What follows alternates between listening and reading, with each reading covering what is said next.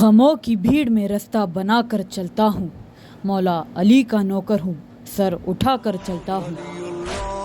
تو السلام علیکم دوستوں، جیسا کہ آپ سب جانتے ہیں کہ ماہ رمضان چالو ہے اور ماہ رمضان میں ہم سب روزہ رکھتے، اللہ کی عبادت کرتے، دعا کرتے، لیکن آج 19ویں رمضان ہو گئی اور 19، 20، 21 رمضان ہم سب مسلمانوں کے لیے ایک بڑا ہی غم کا دن ہے۔ یہ 3 دن بڑے ہی غم کے دن ہیں اور یہ 3 دنوں میں کیا ہوا تھا اور ہمارے مولا علی علیہ السلام کے اوپر کیا کیا مصیبتیں پڑی، میں آپ لوگوں کو بتانے والی ہوں۔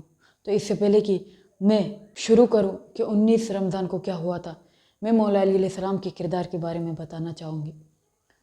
مولا علی علیہ السلام کے کردار کے بارے میں بتایا جائے تو وہ شجاعت دار، غیرت مند، خوددار انسان تھے جو کہ کبھی کسی کے سامنے ہاتھ نہیں پھیلائے سوائے اللہ کے۔ مولا علی علیہ السلام کا کردار بڑا ہی نیک تھا، وہ بڑے ہی ایماندار تھے۔ اگر ان کے پیشے کے بارے میں بات کی جائے تو ان کا پیشہ مزدور کا تھا۔ مولا علی علیہ السلام مزدور تھے۔ ان کا گھرانہ، آپ اہل بیت کا گھرانہ دیکھ لیجئے، ان کا گھرانہ یہ کوئی بڑا گھرانہ نہیں تھا، کوئی امیر لوگ نہیں تھے۔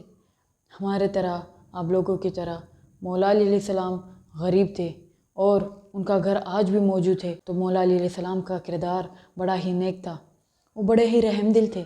ان کا انداز انصاف اللہ کو بھی پسند تھا، انہیں بہت ساری جنگیں بھی لڑی۔ تو کیا ہوا کہ ایسے امام پر، جو کہ غریبوں کے دوست تھے، غریبوں کے سرپرست تھے، جو کہ نیک تھے، جو کہ کسی کا برا نہیں چاہتے تھے، تو دنیا کیوں ان کا برا چاہتی تھی اور کیوں ان پر ستم ڈھائے گئے؟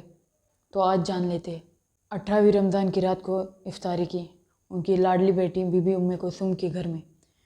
بی بی ام کلثوم نے دسترخوان پر بہت ساری چیزیں سجائی، دودھ، شربت اور الگ الگ قسم کے میوے اور الگ الگ چیزیں سجائی رکھی دسترخوان پر۔ تو مولا علی نے دیکھا اور کہا، بیٹا ام کلثوم، کیا تم نہیں جانتی کہ علی اتنی چیزوں کے ساتھ کبھی افطار نہیں کرتا؟ بی بی ام کلثوم نے کہا، اچھا بابا، میں چاہتی ہوں کہ آپ یہ گلاس شربت پی لیں۔ مولا علیہ السلام نے کہا، نہیں بیٹا، آپ یہ رکھ دو اور یہ شربت میرا کوئی مہمان آنے والا ہے، اس سے پلا دینا۔ تو یہ کہہ کر افطاری ہوئی، 19ویں رمضان ہوئی۔ رات کو مولا علی اپنے صحابی کے ساتھ آئے اور اپنے صحابی کو کہنے لگے، یہ جو دیکھ رہے ہو نا، یہ انہوں نے ابن ملجم کی طرف ہاتھ بڑھا کر کہا کہ یہ جو دیکھ رہے ہو نا، یہ مجھے قتل کرنے والا ہے، یہ مجھے ضربت مارنے والا ہے۔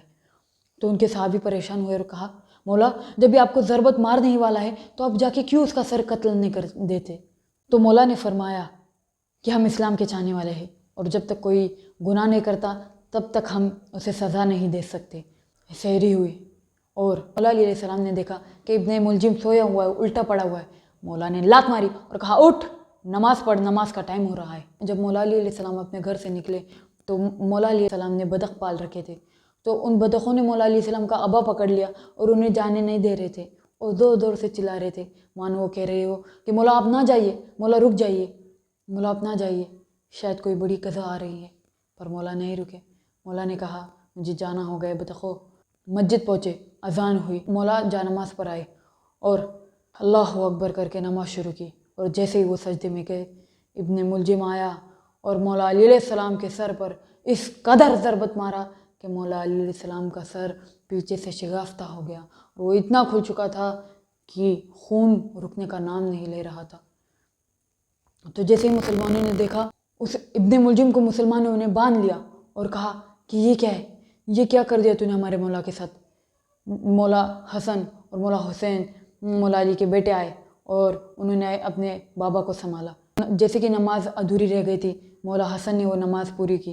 مسلمانوں نے ابن ملجم کو پکڑا اور کہا کہ اب اسے مار دیتے ہیں، لیکن مولا نے اس حالت میں بھی کہا کہ نہیں، اسے مارنا نہیں، بلکہ جو شربت میں نے رکھا تھا میری بیٹی کے گھر پہ، وہ شربت لے آؤ، جلدی جاؤ عباس، جلدی جاؤ اور وہ شربت لے آؤ اور اسے پلاؤ، اسے مارنا نہیں، تاکہ یہ بھی تو جانے کہ علی کون ہے۔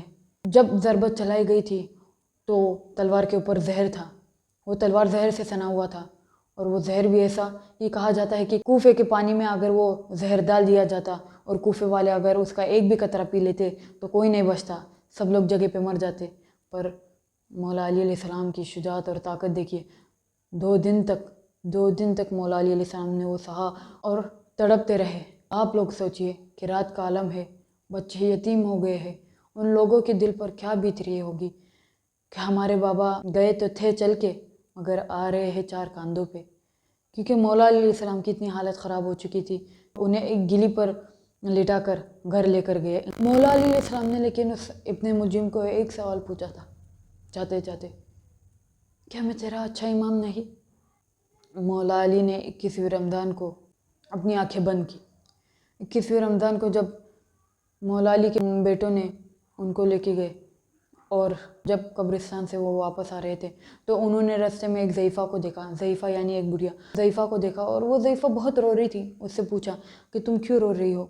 तो वो ज़ईफ़ा कहने लगी कि आज वो आया नहीं, और रोने लगी। मौला हसन और मौला हुसैन समझ गए, क्योंकि वो बुढ़िया कह रही थी कि वो मुझे अपने हाथ से खाना खिलाता था, वो मेरे पास बैठता था, कुछ देर मेरे साथ बातें करता था, आज वो नहीं आया। 19वीं रमज़ान से वो आया नहीं, वो कहाँ गया? उन दोनों बेटों को समझ गया, मौला अली के दोनों बेटे समझ गए कि ये किसके बारे में बात कर रही है। उन्होंने कहा कि वो वक्त के इमाम अली अलैहिस्सलाम थे और हम उनके बेटे हैं, और अब वो नहीं रहे, वो इस दुनिया से चले गए। आप ही सोचो कि क्या बीत रही होगी उन बच्चों के दिलों पर जिन्होंने अपने बाप का जनाजा देखा। तो यही थी 19, 20 और 21 रमज़ान की कहानी। अपना ध्यान रखिए। खुदा हाफ़िज़।